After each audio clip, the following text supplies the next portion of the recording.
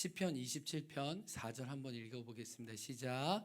내가 여호와께 바라는 한 가지 일 그것을 구하리니 곧 내가 내 평생에 여호와의 집에 살면서 여호와의 아름다움을 바라보며 그의 성전에서 사모하는 그것이라. 아멘. 잠깐 우리 말씀 나누기 전에 우리 주변에 한번 우리 좌우의 양옆에 한번 봐주실래요? 정말 대단하죠. 우리 옆에 있는 분들에게 참 대단하십니다. 너무 소중하십니다. 네, 또 따라하겠습니다. 하나님의 예배함이 기쁨입니다. 자, 일은 인사긴 하지만 이렇게 인사하겠습니다. 승리의 새 아침을 맞읍시다. 네, 네. 우리는 뒤로 물러가 침륜에 빠질 자가 아니요 라는 히브리 표현이 있잖아요. 우리는 집에 돌아가 잠잘 자가 아니요 오직 20세간 찬양 예배로 하나님께 나아가는 자다. 이런 표현을 한번 나누고 싶습니다. 제가 이제 뒤에서 찬양하면서 도대체 우리 안에 무슨 일이 일어나고 있는 거지? 그런 생각이 들었어요. 이 밤에 이제 크리스마스 때 뭐 놀기도 하고 이래야 되는데 도대체 애들 지금 서동원 집사님 완전히 그냥 재웠더라고요. 특수부대는 달라. 그냥 너 이러면 안 되는데 딱 하더니 그냥 특수부대 장난 아니에요. 그냥 센터 그냥 와 잠잠하고 애들 재우고 이렇게 어른들만 지금 이제 좀 있으면 이제 12시 되는데 이 시간에 찬양하고 있는 하나님이 우리의 마음과 우리의 진실함을 보시고 하나님은 어떻게 생각하실까? 물론 우리가 힘들고 애쓴 것 아시지만은 그것을 넘어선 하나님을 기뻐하는 이 열정과 하나님을 향한 그 전심을 보시고 얼마나 흐뭇해 하실까. 그래서 만약 우리가 올 한 해를 돌아다 볼 때 이 24시간이 하나님도 야 진짜 고마웠어.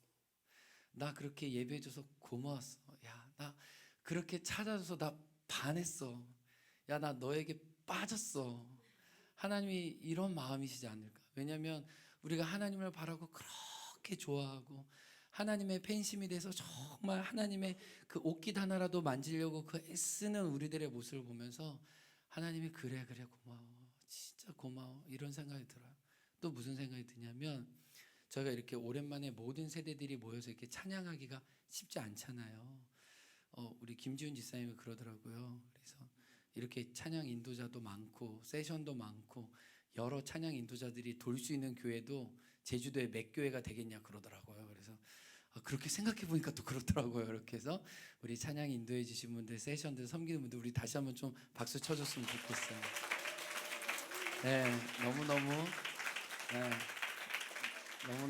고마워요. 근데 그런 거 보면서 이런 예배하는 열정도 전염이 되는구나라는 생각을 해보았어요. 정말 마음껏 어른들도 뛰고 하나님을 기뻐하면서 하나님께 울부짖고 또 통곡하기도 하고 막 웃기도 하고 서로 축복하는 이 어떤 영적인 어떻게 보면 화합의 자리에 우리가 정말 거룩한 영향력을 서로 주고받고 있구나. 그러니까 어떻게 보면 그 연필 그 흑연 씨 화학원스러운 씨가 막 모이면 엄청난 압력을 받고 열을 받고 막 밀도가 높아지면 그게 다이아몬드로 바뀌는 것처럼 우리가 24시간 하나님께 뜻을 정해서 정말 기도하고 하나님을 구하고 서로 모여서 또 간절히 하나님을 구하고 바라는 이 시점이 우리가 영적으로 그냥 흐물흐물한 흑연이 아니라 정말 하나님 앞에 단단히 빛나는 그 다이아몬드가 되는 시간이 아닌가라는 생각을 해봅니다. 아멘. 그래서 정말 제가 어제 이렇게 혼자 이제 바닷가 걸으면서 기도하면서 하나님 24시간 위해서 제가 기도할 때 하나님이 주신 마음이 뭡니까 구했을 때 하나님이 두 가지 단어 생각해 주셨어요. 뭐 여러 가지가 있었지만 우리가 돌파할 것이다. 그리고 우리가 도약할 것이다.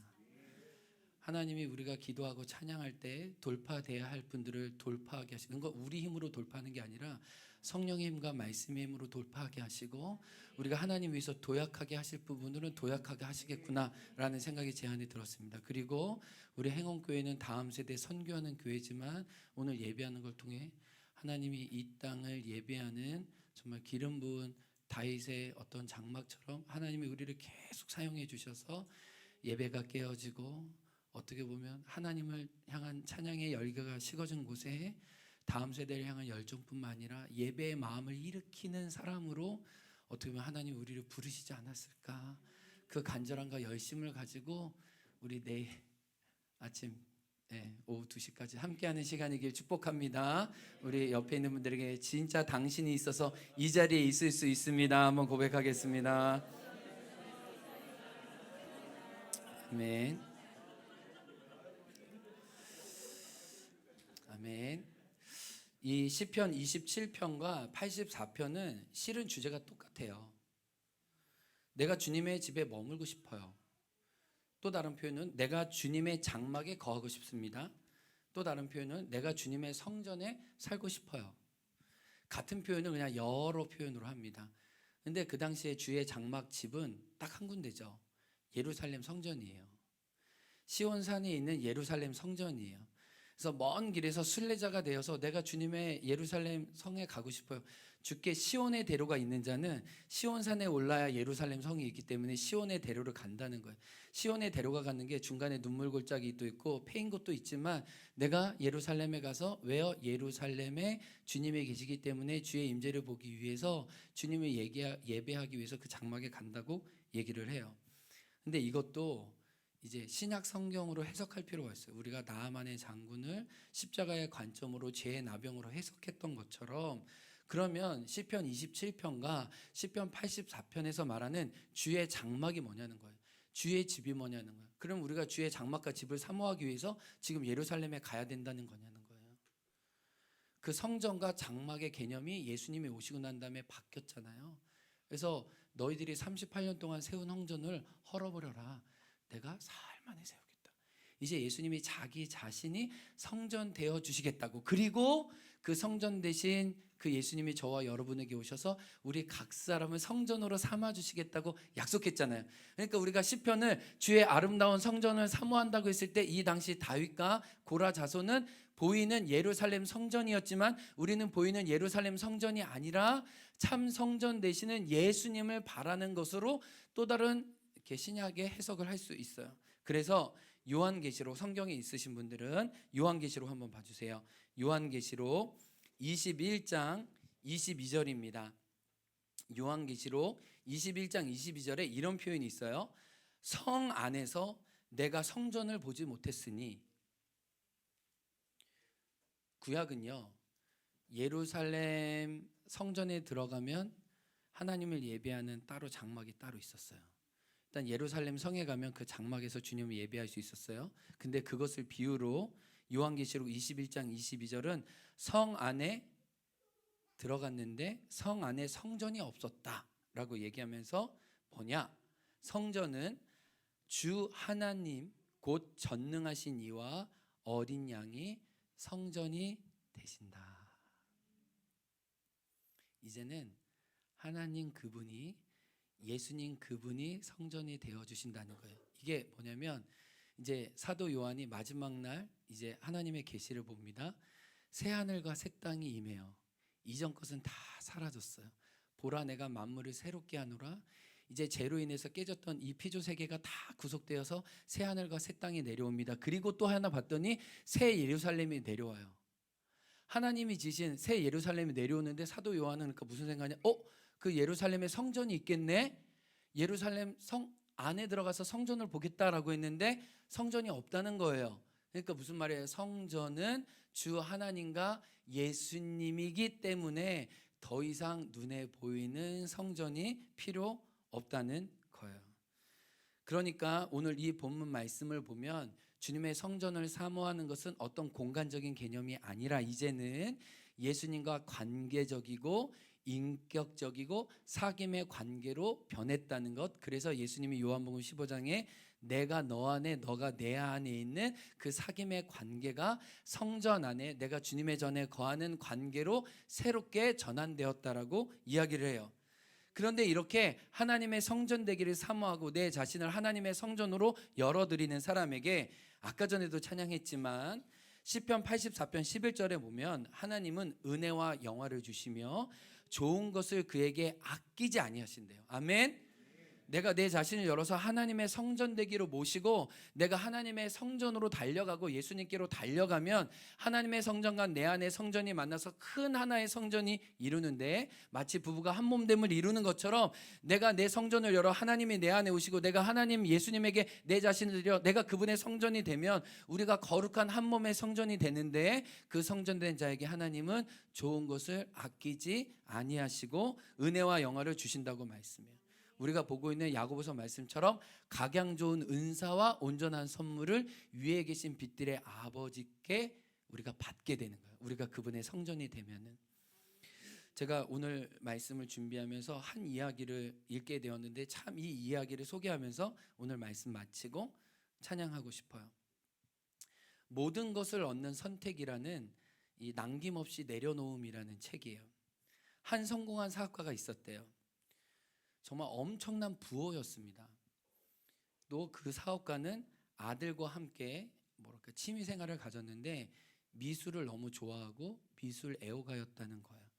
그래서 아버지와 아들은 그 많은 그 돈을 가지고 세계 전 세계를 여행하면서 그 당시에 사람들이 한번 볼까 말까 한 유명한 사람들의 작품을 수집했다는 거예요. 제가 이걸 좀 역사 속에 더 찾아보고 싶었는데 자료를 못 봤어요. 이 아버지와 아들이 이 샀던 그림들이 피카소, 반 고흐, 모네와 같은 유명한 화가들의 작품을 수집했다는 거예요. 이 아버지와 아들이 모은 수집품이 그 당시에 10억 달러였는데, 제가 10억 달러가 무슨 개념인지 몰라서 했더니 지금 1조 2천억 원이래요. 이게 그러니까 우리가 생각할 수 있는 그림 수집을 뛰어넘은 1조 2천억 원의 그림을 이 아버지와 아들이 모은 거예요. 아버지는 자신과 같이 예술을 사랑하고 이해하는 아들을 너무 자랑스러워하고 뿌듯해했어요. 그런데 애구심이 깊었던 이 아들이 이 조국에 대한 의무를 다하고자 이제 전쟁에 갔어요. 그리고 조국의 부름을 받았지만 전쟁에 투입된 아들은 몇 주 만에 실종되었어요. 그리고 며칠 후 아들에 대한 소식이 도착했어요. 아들이 부상당한 동료를 구출해내고 안전한 곳으로 옮기다가 그 동료는 살리고 자기는 죽었다는 거예요. 아버지는 깊은 슬픔에 빠졌어요. 아들과 함께 그 미술품을 사왔던 그 집에 있는 것도 너무너무나 괴로웠어요. 그 그림을 함께 샀던 그 아들과의 추억과 여행의 어떤 흔적들이 그를 더 많이 괴롭혔어요. 어느 날 근데 젊은 군인이 찾아왔어요. 아들이 구해줘 목숨을 부지한 그 군인이었어요. 그리고 아들은 결국 그 군인을 구하다가 죽게 된 거죠. 그러면서 살림을 당한 이 군인은 얼마나 아버지의 아들이 좋은 군인이었고 좋은 동료였고 나의 좋은 친구였는지 아버지에게 이야기를 해 주었어요. 위기 때, 고난의 때 얼마나 자기 목숨을 아끼지 않고 동료들의 생명을 구했는지, 그리고 그 아버지의 아들과 함께 저도 미술을 좋아하는 사람으로 치매가 같아서 미술에 대한 이야기를 우리 둘이 많이 나누었는데 그 친구가 나의 목숨을 구하고 죽게 되어서 너무 마음이 아프다고 그 아버지에게 전해 주었어요. 그리고 내가 사랑하는 친구와 동료를 위해 할 수 있는 게 딱 한 가지였는데, 나의 친구이자 당신의 아들의 초상화를 그려서 아버지에게 갖다 드린 거예요.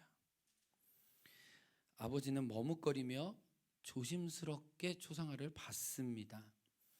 물론 그 군인이 그린 초상화는 사업가 집에 걸린 다른 그림에 비하면 아주 초라하고 솔직히 아무런 값어치가 없는 거였어요.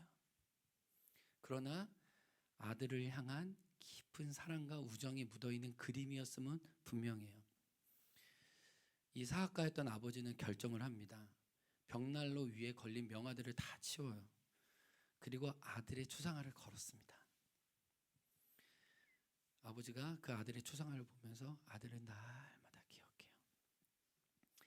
6달 후 그 부호도 죽었습니다. 근데 아들이 단 하나밖에 없었기 때문에 이 그림을 상속할 사람을 찾지를 못했어요. 그래서 그의 수집품들이 집에 있는 많은 그 피카소, 반 고흐 이런 그림들이 경매로 붙여질 수밖에 없었습니다. 상속인이 없었기 때문에 세 개의 이목이 집중되었어요. 누가 피카소의 그림을, 누가 고흐의 그림을, 누가 모네의 그림을 입찰하기 위해 사람들이 돈다발 들고 찾아오기 시작했어요. 놀라운 그림 전쟁이 시작된 거예요. 드디어 경매가 시작되었습니다. 그런데 놀랍게도 첫 번째 기대했던 것은 피카소나 고흐나 그 유명 작가의 그림이 아니라 아들의 벗이라고 한 군인이 그린 아들의 초상화였어요. 그 벽에 걸린. 몇몇 사람들은 정말 코웃음을 쳤고 다른 작품을 내놓으라고 아우성을 쳤어요. 지금 우리를 모독하는 거냐? 너무 무례하다. 진짜 좋은 그림을 갖고 오지 이게 무슨 그림이냐? 이거 족보도 없는 그림을 왜 우리한테 갖다 내냐? 그런데 사회자는, 경매 진행자는 물러서지 않았습니다. 이 작품을 팔기 전까지는 절대로 다른 작품을 팔지 말라는 고인의 유언이 있었다는 거예요. 오늘 경매는, 오늘 이거 그림 이 사고 파는 과정은 철저히 고인의 유언대로만 진행했다고 설정을 한 거예요. 사회자는 입찰을 기다렸지만 그 중에 돈다발 들고 온 어느 누구도 그 아들의 초상화를 사려고 하지 않았어요. 사회자는 맨 처음 $10,000를 불었답니다. 이 $10,000 혹시 사실 분 없으세요? $10,000에서 가격이 계속 내려와서 결국은 $100의 그 그림이 겨우 팔렸어요. 그리고 그것도 그 부자를 아는 지인이 경매를 위해서 겨우 $100 내고 사준 거예요. 그거 안 사면 경매가 안 될까 봐. 그래서 내가 그 친구도 알고 그 아들도 아니 내가 사주자고 $100의 입찰을 받았습니다. 사회자는 더 높은 가격을 제시할 사람이 없느냐고 물었지만 $10,000에서 떨어져서 $100에 그 아저씨가 가져가게 된 거죠. 그리고 사람들은 안도의 한숨을 쉬었습니다. 드디어 뒤에 나올 명화들은 이제 내 것이다 라고 생각하고 있었죠. 내가 그림을 사면 어떤 박물관에 내가 걸어놓을까, 사람들은 이런 기대를 가졌다고 해요. 그런데 그 다음 사회자의 말에 기절할 정도로 사람들이 놀랐다고 합니다. 경매를 종료합니다. 초상화 속에 청년의 이 아버지는 이렇게 얘기했대요. 이 초상화를 사는 사람에게 내가 가지고 있는 모든 소장품의 미술을 그에게 양도하겠습니다. 여러분, 이 이야기 속에는 복음이 담겨져 있는 거예요. 아들의 초상화는 사람들에게는 형편없는 버린 돌과 같았어요. 그러나 사람들이 갖다 내버린 건축자의 버린 돌이 요긴한 모퉁이 돌이 되어서 주님의 성전이 되었던 것처럼 많은 사람들이 피카소와 반 고흐의 그림을 찾고 있었을 때 아버지는 그 아들의 초상화를 보았어요. 그리고 아들의 초상화를 가장 귀하게 여겨주는 그 사람에게 자기의 모든 소장품을 주기로 결정한 거예요. 사람들이 볼 때는 예수님이 초라해 보여요. 복음이 아무것도 아닌 것 같아요. 그러나 하나님은 그 복음을 가장 귀하게 여기셨고 그 아들을 가장 사랑하셨습니다. 그래서 그 아들을 가장 사랑하는 사람에게, 그 아들이 주신 복음을 가장 소중하게 받는 사람에게 실은 하나님도 당신의 모든 것을 걸고 주시는 거예요. 하나님을 소원하고 사랑하는 자에게 오늘 시편 83편 은혜와 영화를 주시며 좋은 것을 아끼지 아니하실 것이다 라는 거예요. 여러분, 사람들은 예수님을 $100짜리로 그거 시시하다고 형편없다고 조롱할 수 있어요. 그러나요, 온 땅의 주인이신 하나님은 그 예수님에게 자기의 마음과 시선을 두셨습니다. 여러분이 그 예수님을 잡기만 하면 하나님에게 있는 것이 다 여러분의 것이 되는 거예요. 여러분이 세상에 있는 것을 다 잡으려고 하지 않아도 여러분이 한 분 예수님을 잡았기 때문에, 그 아들 예수님이 하나님에겐 가장 소중하기 때문에 그 소중한 아들 예수님을 여러분이 붙잡기만 한다면 하나님은 그 예수님을 붙잡은 자에게 은혜와 영화를 주시며 좋은 것을 아끼지 아니하실 것이미로다. 내 사랑하는 형제들아, 속지 말라. 각양 좋은 은사와 온전한 선물이 위에 계신 빛들의 아버지께로서 내려온다. 작은 $100의 그림 속에 그 아버지의 진심이 있었던 것처럼 이 성탄 우리에게 보내신 예수님 안에 하나님의 진심이 있습니다. 그 예수님으로 먹고 마시고 예수님으로 세상에 감당하지 못하는 참된 부유함을 누릴 수 있는 저와 여러분들에게 주의 이름으로 축복합니다. 네, 잠깐 메시지 나누는 시간입니다. 여러분, 저는 어제 새벽부터 걱정이 들기 시작했어요. 24시간 찬양 예배가 너무 빨리 끝나는 것 같아서 제가 솔직히 어제 아이들하고 같이 예배 드릴 때는 후회했어요. 예배가 진짜 안 되는구나. 이후에도 예배가 잘 안 되겠지만은 뭐 아이들하고 뭐 이렇게 신경 쓰고 이러느라고 아이들하고 24시간 어떻게 보내지라고 하는데 한 타임 지나고 두 타임 지나고 이제 11번째잖아요. 이제 한 타임밖에 안 남았어. 막 그리울 것 같아. 또 하고 싶을 것 같아요. 제가 뭐 아직 한다고는 얘기 안 했습니다. 하고 싶다고 얘기했지 한다고는 얘기 안 했어요. 그냥 하고 싶을 것 같아라는 마음과 우리가 이렇게 워터파크의 추억은 있지만은 어떤 예배의 밀도와 강도와 순도가 이렇게 한꺼번에 모아진 시기는 많이 없었잖아요. 우리가 뭐 사경에 있고 이랬지만은 24시간 동안 같이 먹고 자면서 정말 하나님을 예배하는데 진심이었던 이 시간이 너무 생각이 많이 날 것 같아요. 제가 억지로 강요하는 건 아닌데요, 저는 그렇다고요. 정말 이 시간이 오늘 지나면 굉장히 외로울 것 같아. 마치 청소년 수련회 때 막 은혜 받고 막 하면은 집에 돌아가는 게 너무 싫고 집에서 혼자 깨면은 수련회 장소로 다시 돌아가고 싶다. 그 은혜 받았던 그 장소에 같이 가고 싶다. 그렇게 주님을 뜨겁게 사모했던 그 언니 오빠들과 그 조장 선생님과 함께 보냈던 그 시간이 저에게 양분이 되었던 것처럼 아마 내일 여러분 이제 삶의 자리로 돌아갈 때 24시간 찬양 예배 그리웠다. 내년에 목사님께 한 번 더 하자고 건의해야지라는 마음이 드실 줄 믿습니다. 아멘. 아멘. 할렐루야. 아멘. 제가 찬양하면서 무슨 생각이 들었냐면은 창세기 26장에 보면은 이삭이 기근이 들었습니다. 이삭이 기근이 들었는데 이제 우물을 파야 살잖아요. 근데 우물을 파는 게 쉽지 않잖아요. 우물을 파보지 않은 사람이 어떻게 우물을 파보겠어요? 그런데 아브라함 때 아브라함이 이미 파놓은 우물이 있어서 그 기근 때에 아브라함의 우물을 이삭이 그대로 팠다고 얘기를 해요. 우리가 이렇게 청소년도 있고 아이들도 있지만 오늘 계속 우물을 팠잖아요. 계속 우물을 우리가 믿음으로 함께 예배하면서 어떤 믿음과 소망과 사랑과 예배의 우물을 판 것이 지금 우리 다음 세대와 우리 자녀들과 이 땅에 반드시 흘러가고 그 우물들을 그들도 다시 찾게 되는 때가 있을 거예요. 아까 전에 우리 화란 자매님하고 저희 아내랑 이렇게 서로 기도하고 축복하는데 우리 7살 서연이가 그 엄마들 사이에 그 서로 축복하면서 기도하는 거를 아래에서 이렇게 바라보고 있더라고요. 이렇게. 그래서 언젠가 서연이가 크면 엄마가 아빠가 서로 축복하면서 사랑했던 이것을 온몸으로 기억하고 있다가 그 우물을 다시 팔 거예요. 우리 교회 행운교회 아이들은 교회에서 자는 게 너무 당연하고 익숙할 거예요.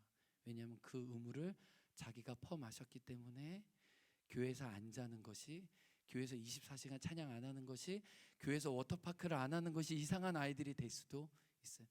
우리가 누렸던 그 우물들을 우리의 자녀와 우리의 이웃들은 더 누리게 될 줄로 믿습니다. 아멘. 말씀 보겠습니다. 시편 67편 1절과 2절입니다. 시편 67편 1절과 2절 주제 말씀입니다. 성경책 있으신 분들은 시편 67편 1절과 2절 같이 읽겠습니다. 하나님은 우리에게 은혜를 베푸사 복을 주시고 그의 얼굴빛을 우리에게 비추사 주의 조를 땅 위에 주의 구원을 모든 나라에 알리소서. 아멘. 이 시간 좀 하나님의 너를 빚으신 그대로 축복성 한번 하려고 하는데요. 이 시간 말씀 나누기 전에 두 분을 좀 축복하려고 그래요. 제가 예배하면서 우리 후안레이 어머님 좀 축복하고 싶었어요. 후안레이 어머님 그 중국 어머니 한국말은 못 알아듣시는데 후안레이가 중간에서 통역해 주세요. 네, 후안레이 어머니한테 물어봐 주세요. 이 교회 온 소감과 찬양한 소감이 지금 어떠냐고. 어제 교회에서 주무셨거든요. 네. 소감 한 번만 물어봐 주세요.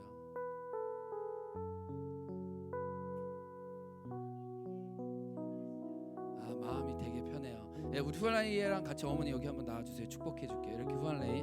왜냐면 먼 중국에서 오셨는데, 그리고 우리 장로님 맞아요? 뉴질랜드 저기 뉴질랜드 맞나요? 네? 아, 주혜자매. 네네. 맞아요. 주혜자매 어머니 아버지 오시고, 그 뒤에 우리 못 보시던 분, 그 약간 주혜자매 어머니 아버님 나와주시고, 그 뒤에 못 뵈던 분 계신데 그냥 예배 오신 거 오시면 너무 부담스러워서 다음 안 오실 거, 네 나오세요. 이렇게 해가지고 비행기 타고 오신 분들입니다. 우리 하여튼 마음이 평안해서 이 조남이 어떻게 되시죠? 어머니 조남 이름 류직이요? 류직. 네, 그런 거랍니다. 네, 우리 류직 어머님과 우리 보노 할머니 할아버지, 네, 우리 축복하겠습니다. 이분들에게 먼저, 자, 우리 성탄에 우리에게 온 손님들을 축복합니다. 하나님이 너를 빚으신 그대로 바라보며 사랑하며 축복해요. 하나님이 너를 빚으신 그대로 바라보며 사랑하며. 자, 우리 큰 박수로 류직 어머니 축복합니다. 감사합니다. 네, 우리 보누 할머니는 행원에 살면은 여기 접수할 수 있을 것 같은데, 마을 우리 행원 어르신들 한번 깊게 생각해 보시기 바랍니다. 행원의 빈집은 저희가 알아볼 테니까 전도와 선교를 위해 한번 이 땅에 오시는 거 깊게 생각해 보시기 바랍니다. 소망 목장 원하시면 아멘 하시기 바랍니다. 네, 3주 전의 일이었습니다. 이수경 권사님하고 통화를 하다가 이수경 권사님한테 허락 안 받고 이야기를 하는데, 이수경 권사님하고 이렇게 무슨 통화인지 기억은 안 나는데 권사님하고 통화하다가 내일 당근 작업을 한다는 거예요. 제가 뭐 당근이 필요했나? 그래서 내일 당근을 몇 개 주문 온 게 있어가지고 내치려고 하는데, 당근 몇 박스 내치고 난 다음에 요즘 당근 농사가 이렇게 너무 잘 돼가지고, 너무 잘 돼도 지금 유통에 문제가 있잖아요. 그래서 값이 안 나와가지고 지금 우리 교회 주변 당근밭 하나도 안 캔 거 아시죠? 지금 다 있는 그대로잖아요. 그래서 이수경 선생님이 주문 온 거 하고 폐작을 하든지 내치려고 한다고, 그냥 밭대기로 팔든지 그냥 폐작해가지고 농협에 뭐 한 평당 1,000원? 2,500원? 이렇게 받는다, 한 평당. 그래서 제가 그냥 금요일날 그냥 늦게 통화했거든요. 한 7시 넘어서 이수경 권사님 어떻게든 내일 오전에만 작업을 하신다고 하더라고요. 토요일날 오전에만. 그래서 제가 아이고, 오전에 이렇게 수확하실 때 몇 개라도 몇 박스라도 좀 더 팔아드리면 좋겠다 해가지고 이렇게 제가 늘 연락하는 이제 꿈꾸는 교회랑 그다음에 뭐 동행교회 이렇게 목사님 같이 단체 카톡에 이렇게 했더니 주문을 어떻게 해야 되는지 정보를 제대로 달라 해가지고 제가 급하게 한글에 안녕하세요, 행원교회 김요한 목사입니다. 저희 교회 고정업 장로님과 이수경 권사님이 계신데 당근 농사가 너무 잘 돼서 인건비가 안 나온 상황이고 내일 마지막 수확을 기점으로 폐작을 하려고 하오니 오늘 밤까지 빠른 내에 신청해 주신 분에 한해서 뭐 상품 얼마 뭐 얼마 해가지고 장로님과 얘기해가지고 장로님에게 핸드폰 번호로 이렇게 해서 신청하라고 보냈습니다. 왜냐하면 토요일날 오전에만 수확하신다고 했으니까 정말 한 10박스 20박스 주문만 들어와도 그래도 조금 밭 수확하실 때 조금이라도 도움되지 않을까라는 마음으로 했습니다. 그렇게 해서 그 꿈꾸는 교회와 뭐 여러 이렇게 목사님들에게 이제 카톡으로 보내고 우리 사역자들에게도 보내고 여러 사람들한테 보냈습니다. 결론적으로 이야기하면은 1,000박스 넘게 팔아가지고 뭐 장로님 허리 휘일 정도로 하다 박수 한번 치겠습니다. 이게 정말로 제 의도는 뭐 100박스도 없었어요. 그냥 10박스나 뭐 20박스 뭐 그 정도 돼도 정말 너무 감사하겠다라는 생각만 갖고 있었는데 그 카톡을 받으신 분이 진심으로 그 카톡을 퍼날라 주셨어요. 정말로 기대하지도 않았는데. 그래서 꿈꾸는 교회 같은 경우는 그날 저녁부터 저한테 연락이 와서 목사님 이거 주문을 해야 되는데 장로님이 전화를 안 받습니다. 어떻게 된 겁니까? 민원 처리해 주십시오 라고 하는 그날 저녁부터 계속 연락이 오기 시작했고, 토요일날 장로님 수학하느라고 전화 못 받는데, 아니 그 혹시 토요일날 오전까지 수학한다고 했는데 오후 1시에 늦었지만 제가 지금이라도 주문하면 안 됩니까? 왜 장로님이 전화를 안 받습니까? 수많은 전화가 저에게 오기를 시작했어요. 아니 정말 의도하지 않게 그냥 당근 몇 개 그냥 팔아주시면 좋겠습니다. 기한 한정 특가 세일입니다. 그냥 이렇게 딱 했는데 그게 꽂혔나 봐요, 그분들한테는. 그래서 구자 당근하면 여러분 알아주시듯이 최고의 당근입니다. 이때 기회 아니면 여러분 못 먹습니다 했는데 수많은 사람들이 주문해줘서 그게 1,000박스가 넘었다는 거예요. 여러분 생각해보세요. 얼마나 많은 사람들이 퍼날라 좋겠어요. 근데 정말 놀라운 건 저희 아내의 고모님이 안양에 살거든요. 거기에는 보내지도 않았어, 그 근처에는. 근데 전화가 왔대. 야 니네 교회 장로님 당근 파냐? 아 진짜 신기해요. 아니 그쪽 동네는 보내지도 않았거든요. 근데 그쪽 동네에 어떻게 그 당근 파는 소식이 갔는지 몰라서 우리한테 도리어 연락이 왔어. 당근 파냐고. 이렇게 해가지고 뭐 이렇게 더불어 함께 교회 한 우리 목사님은 저도 주문했지만 몇몇 분들에게 소식 나눴다고. 그리고 또 저한테 전화해가지고 저기 당근만 파냐고, 혹시 감자나 이런 거 안 하냐고 때마다 자기한테 전화를 해달라고 막 자기 번호하고 막 저랑 통화하재요. 알겠습니다 권사님 뭐 이렇게 하면서 했어요. 그리고 우리 이승준 목사님 계신데, 이승준 목사님 이제 처음 오셨으니까 이렇게 이 유통 사업에 엄청 잘 참여해줘가지고 우리 이승준 목사님이 부모님 카톡에 보냈는데, 부모님 교회가 여전도에만 34개인가 있대요. 요게 여전도에만 34개인가 있는데, 하여튼간 이승준 목사님 어머님은 너무 자기 자식 여기 행원 보내고 너무 이런 거 광고하면 민망할까봐 4개 카톡에만 올렸대. 4개 이렇게 자기 지인에게만. 여전도 공식적인 카톡에 못 올리고. 근데 그 4분이 여전도에 카톡에 올려가지고 막 이렇게 해가지고 막 지금 청주에서 막 수십 건가 온 거예요. 이렇게 해가지고.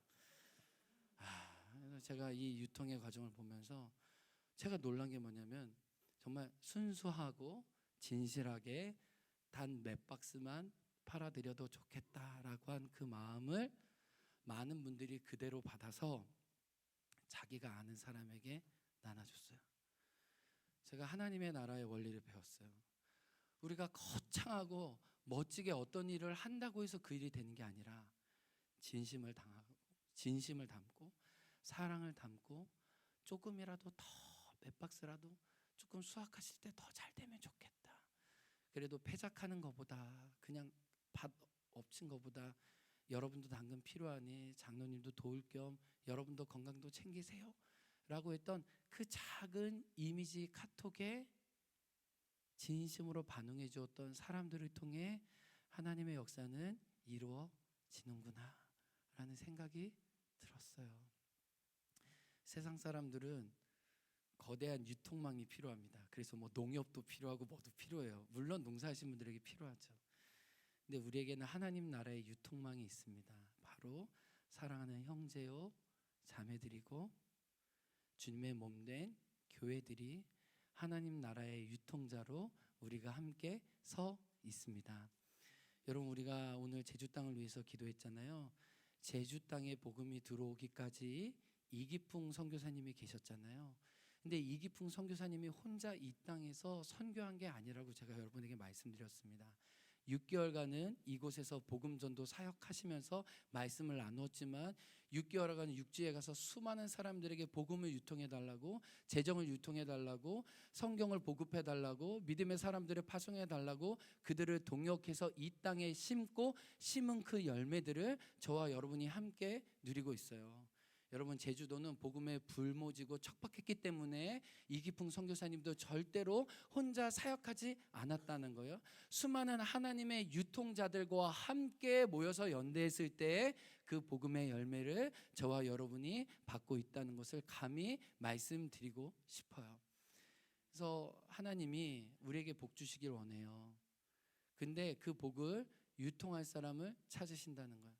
하나님은 그 얼굴빛을 우리에게 비추사 우리에게 복 주시길 원하는데 그 복이 우리를 통해 흘러가기 원하신대요. 이미 하나님은 복을 주시기로 결정하셨습니다. 그런데 그 유통만 우리가 잘하면 돼요. 근데 그 유통의 비결은 대단한 게 아니라는 거예요. 정말 그가 잘 됐으면 좋겠다.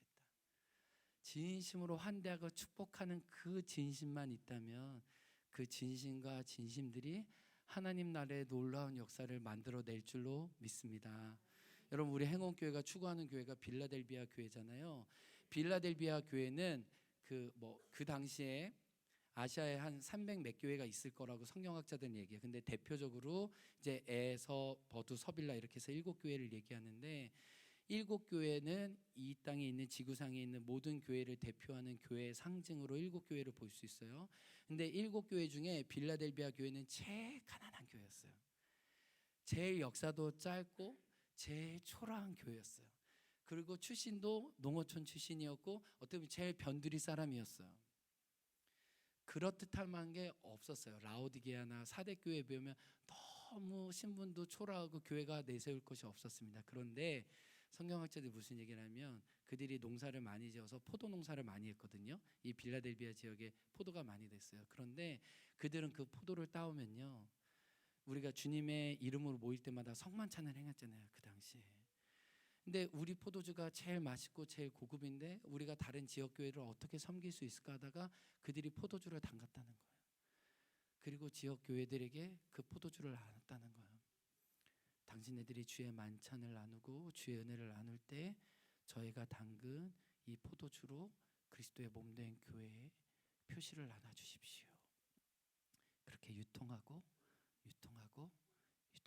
하나님은 그 작은 유통들을 통해 또 다른 것을 유통하게 하시고 나중에 하나님 뭐래요? 빌라델비아 교회를 통해 내가 내 앞에 열린 문을 두었다.